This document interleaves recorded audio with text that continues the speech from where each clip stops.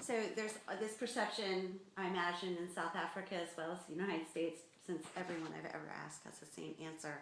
When I ask them what they think about politics or politicians, the words slimy or fake or corrupt come up. So how do you deal with the with accountability and making sure that you're kind of above the board in terms of what you're doing policy wise or in public office? I think it's true the world over that politics has an image problem. The unfortunate thing about that is when politics has an image problem, then everything associated with it, all the people associated with it, can be perceived and sort of painted with the same brush.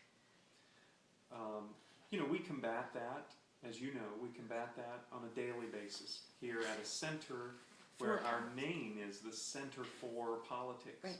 And people will often say, how could you be for something as awful as politics?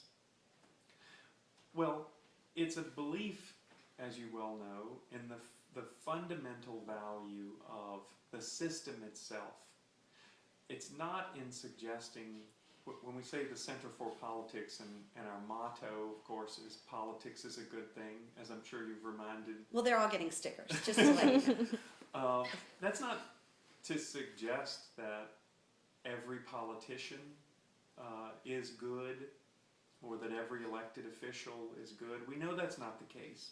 History has shown us that is not the case. It's not true.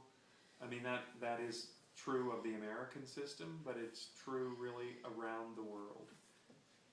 But it's also true of chefs, bankers, lawyers, nuns, Yes, ministers. Right.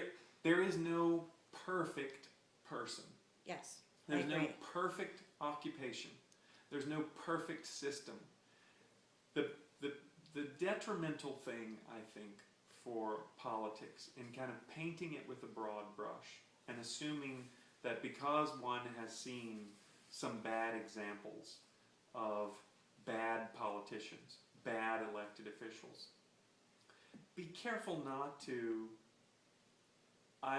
make the assumption yourself or really to allow other people for whom you're responsible. If you're in a position of public trust, it's your responsibility to show people, right, that not everybody is bad. And people have to be careful about that broad assumption.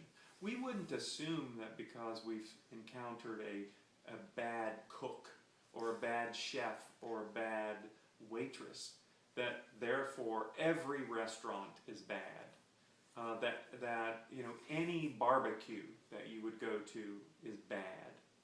You don't assume that about the banking system. I mean, name an occupation. You don't assume that about a doctor or a nurse. That just because someone may have died under their care, that everyone is bad or everyone will encounter the same problem. It's absolutely the same with politics. There are bad actors.